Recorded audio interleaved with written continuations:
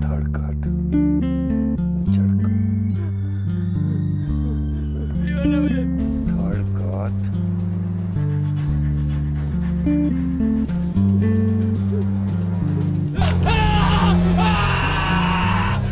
Balik lagi bareng gue Rizal.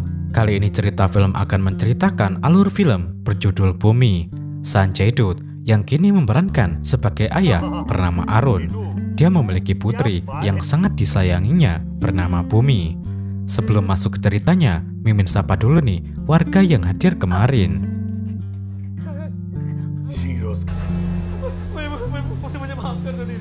Ada Adi Bayu Rinjan, William Maulana WF 9097, Bari Razi 160, Didik Mursyid 7791, Muhammad Akbarullah Abdi 6103. Bagi warga yang ingin disapa selanjutnya, silahkan kasih komentar terbaik buat Mimin ya.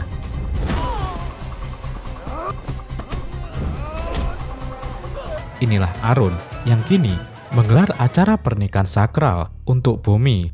Namun Bumi nampak tak begitu bahagia. Arun pun melemas setelah mengetahui fakta mengejutkan dari Bumi, dan cerita Bumi pun dimulai.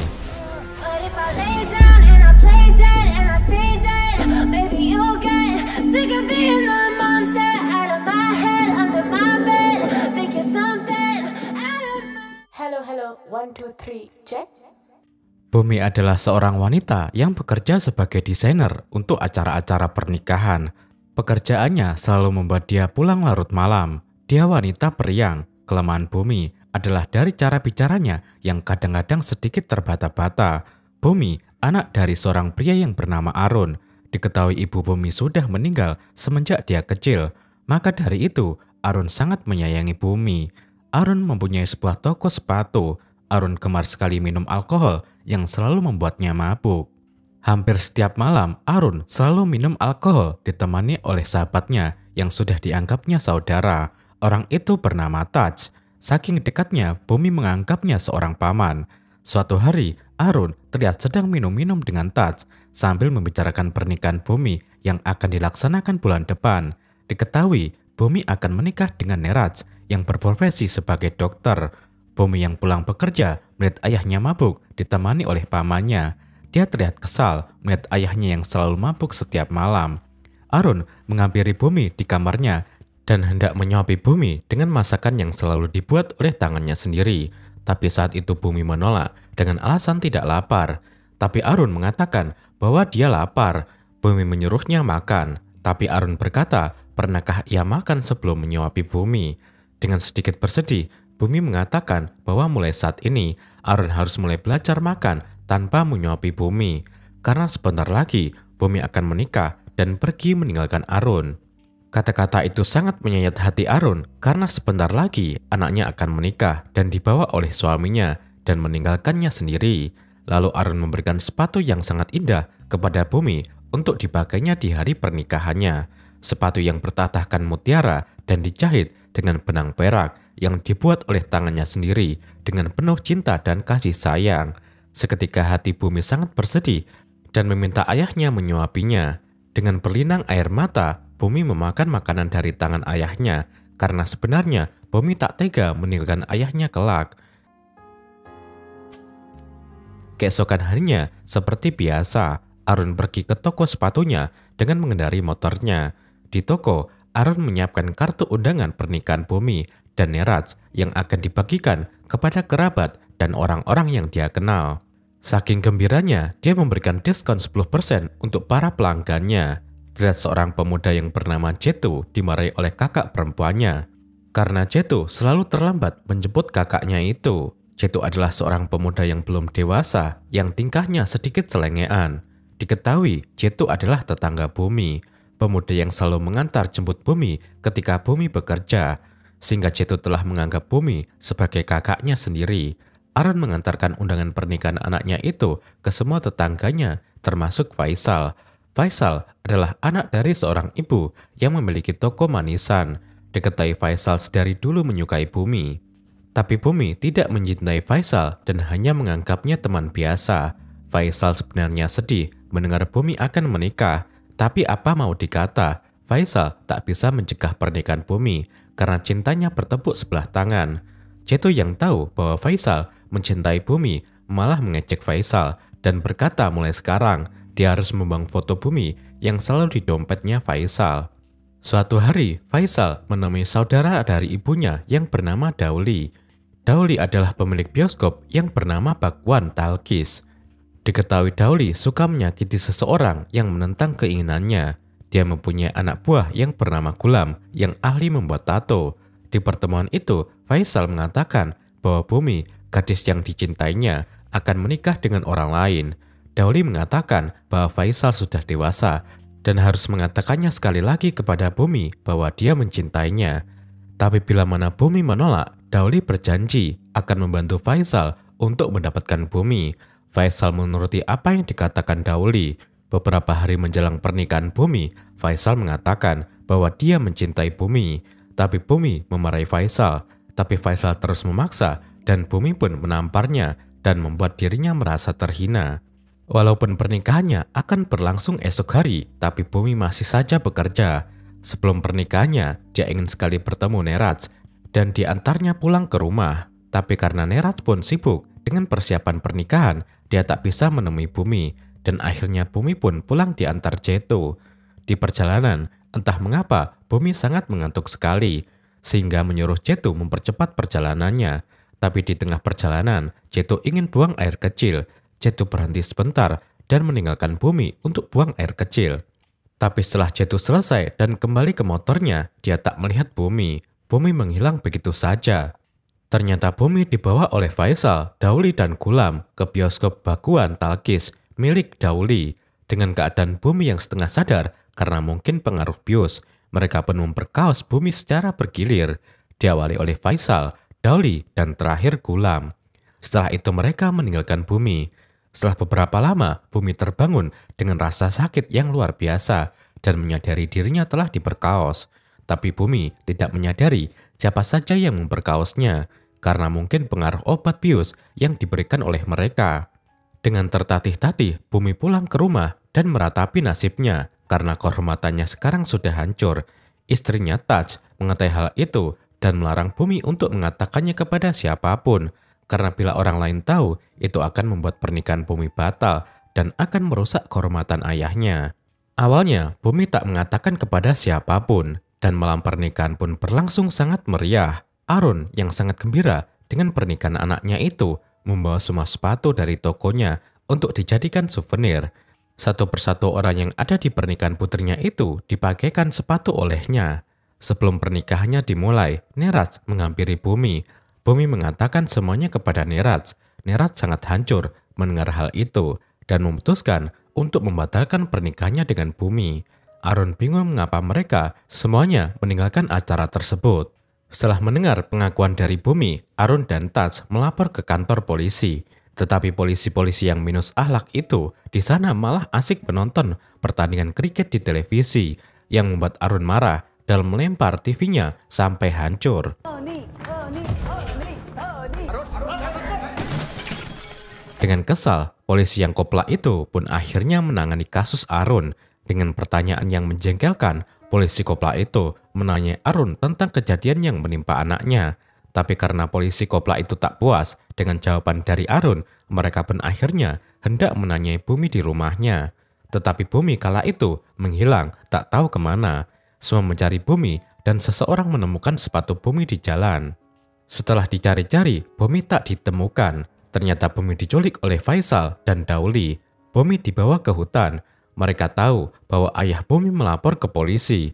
Bumi sekarang tahu bahwa Faisal dan teman-temannya lah yang memperkaos Bumi. Bumi lari ketakutan, tapi mereka terus mengejarnya dan menyiksa Bumi. Sampai Bumi terjebak di sebuah jembatan. Ketika Bumi hendak melompat, Gulam menahan rambut Bumi. Tapi Dauli malah memotong rambut Bumi. Dan akhirnya Bumi jatuh ke sungai yang dalam dan Dauli menembaknya berkali-kali. Tapi ternyata Bumi masih hidup dan selamat. Dia berada di rumah sakit sekarang. Arun tak tega melihat anaknya yang begitu menderita karena orang-orang biadab yang telah membuatnya menjadi begini.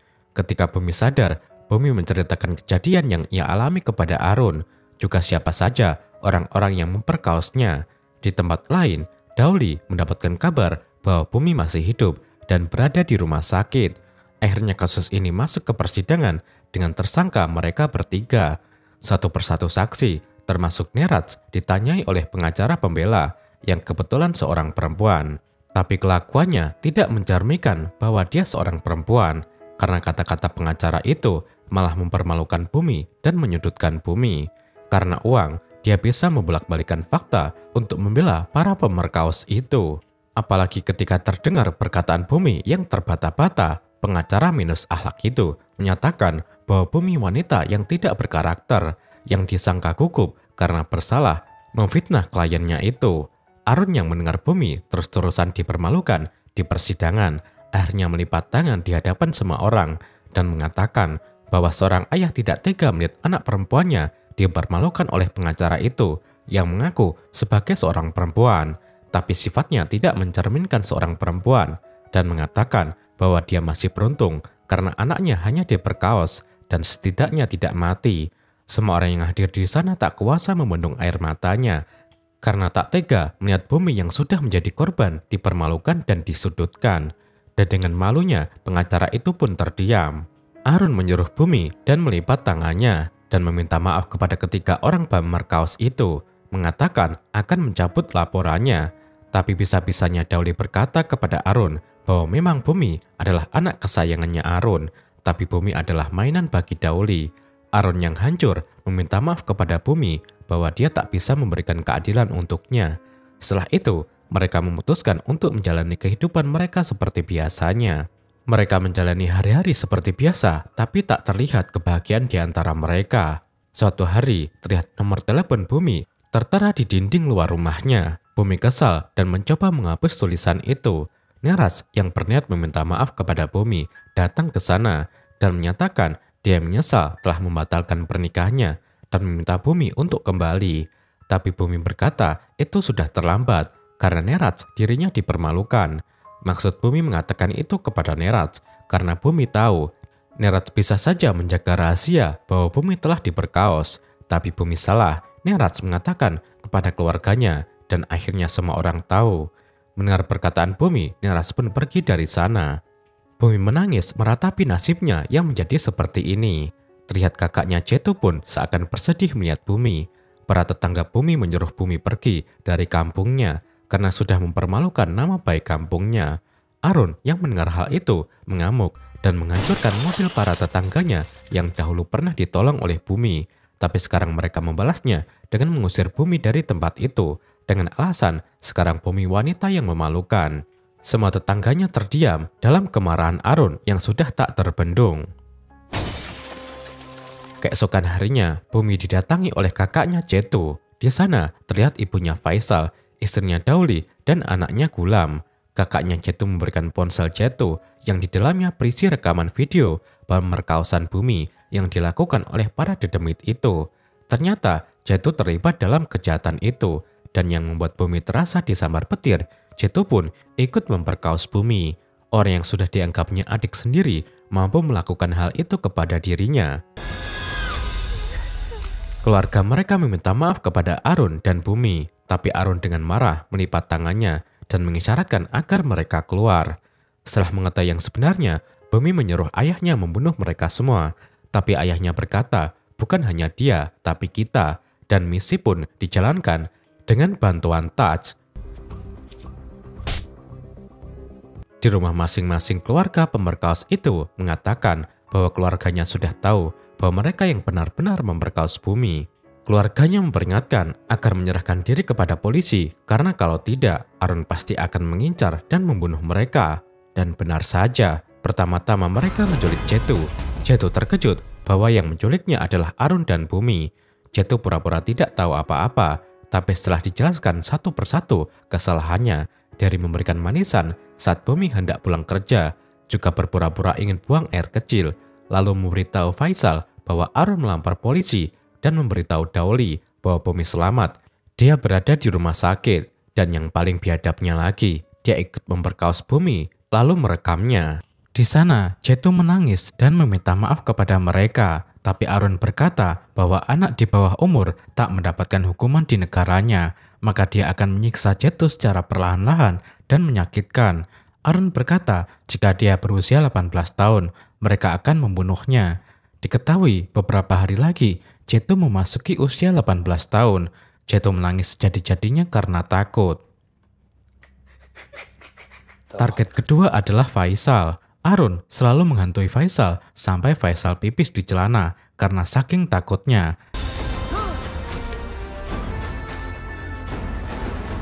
Gerak-gerik Faisal selalu diikuti oleh Arun, sampai Faisal pun meminta bantuan pada Dauli. Lalu Dauli menghampiri Arun dan Bumi.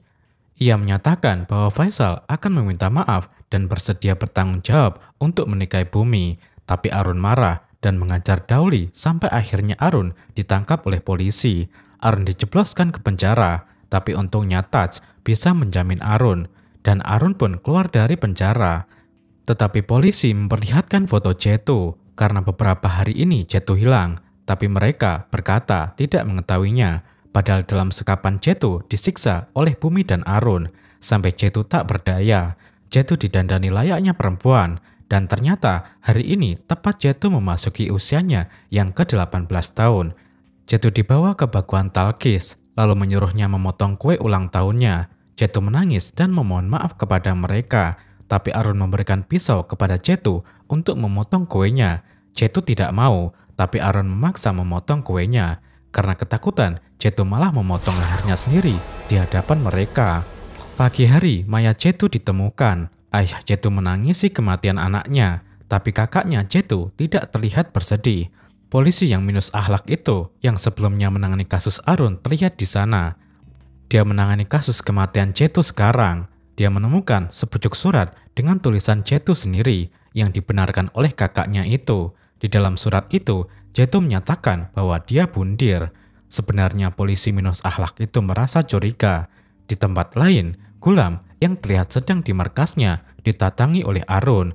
Karena Gulam gemar membuat tato, Arun pun membuatkan tato di kening Gulam dengan tulisan pemerkosaan. Setelah itu, Arun memukulnya sampai Gulam pingsan. Gulam tak terima dengan perlakuan Arun dan melaporkannya kepada Dauli. Di sana terlihat juga Faisal yang ketakutan, tapi Dauli mengatakan bahwa dia akan membunuh Arun setelah pujiannya berakhir. Di jalan, Arun dihentikan oleh polisi yang menangani kematian Jetu dan memberikan gantungan kunci milik Arun yang ditemukan olehnya di tempat itu. Dia mengatakan kalau dia ingin menang, dia harus berhati-hati dan tak boleh meninggalkan bukti apapun. Akhirnya, polisi minus akhlak itu menjadi baik karena dia mengetahui mereka berempat bersalah. Dia membiarkan Arun membalaskan dendamnya. Gulam mendatangi rumah Bumi dan menghancurkan barang-barang Bumi, termasuk radio kesayangan Bumi, peninggalan ibunya. Gulam mengajar Bumi, tapi Paman Taj menyelamatkan Bumi dibantu oleh para tetangganya. Tapi naas, Gulam membenturkan kabel Taj ke tiang listrik dan membuatnya seketika meninggal dunia. Melihat sahabatnya meninggal, Arun memutuskan untuk menghabisi Faisal, Gulam, dan Dauli. Arun pun langsung mendatangi Gulam dengan membawa senjata semacam besi bulat yang dipukul-pukulkan ke seluruh badan Gulam. Setelah Gulam sekarat, Arun membawanya ke rel kereta api dan membiarkan Gulam digeles kereta api. Mendengar kematian Gulam, Faisal ketakutan dan memutuskan untuk pergi jauh dari kampung itu. Dia menaiki sebuah bis, tapi di tengah perjalanan Arun menghentikannya. Semua penumpang turun dan tersisa Faisal. Faisal meminta ampun kepada mereka, tapi Arun malah membentur-benturkan kepala Faisal ke tiang bus dan menyodorkan pisau ke Faisal untuk memilih memotong lehernya atau anunya. Faisal memohon-mohon agar mereka memaafkannya, tapi Arun memaksanya lagi, memilih lehernya atau anunya, dan akhirnya Faisal memotong anunya sendiri. Arun dan Bumi mengendarai bus itu ke tempat Dauli, tapi di perjalanan Dauli sudah menunggu bersama anak buahnya. Terlihat Faisal yang sudah mati terbujur kaku. Arun dan Bumi keluar dari bus itu dan langsung diajar oleh anak buah Dauli. Arun mengajar satu persatu anak buah Dauli, tapi Dauli berhasil melumpuhkan Arun dengan menublaskan besi ke perutnya. Arun pun sekarat. Bumi syok melihat Arun tak berdaya. Dauli mengancam Arun akan melecehkan lagi Bumi. Dauli melepaskan selendang bumi. Melihat anaknya dipermalukan, Arun berusaha bangkit dan mencabut besi yang menancapkan di perutnya. Arun mengamuk dan mengajar anak buah Dauli, lalu menojos kaki Dauli dengan besi. Dauli lari kesakitan di tengah-tengah kerumunan para wanita yang sedang melakukan ritual perayaan. Dauli masuk ke kuil dan Arun pun menghajarnya. Arun mematahkan kaki dan lengan Dauli sampai dia hendak masuk ke jurang kuil yang terdapat kolam di bawahnya. Tapi Arun meraih rambutnya. Dauli meminta maaf agar dia tidak dibunuh. Tapi Arun mengatakan bahwa pemerkaos harus mati dengan cara yang seperti ini. Lalu bumi pun memotong rambut Dauli seperti yang pernah Dauli lakukan kepadanya. Disaksikan para wanita yang melakukan puja di sana. Dan Dauli pun jatuh ke dalam jurang kuil dan tenggelam di air kolam kuil tersebut. Dan bumi pun membuang selendangnya ke kolam tersebut. Seketika itu para wanita itu pun melempar selendangnya ke kolam itu. Akhirnya Dauli pun tewas. Arun memeluk bumi dan film pun berakhir.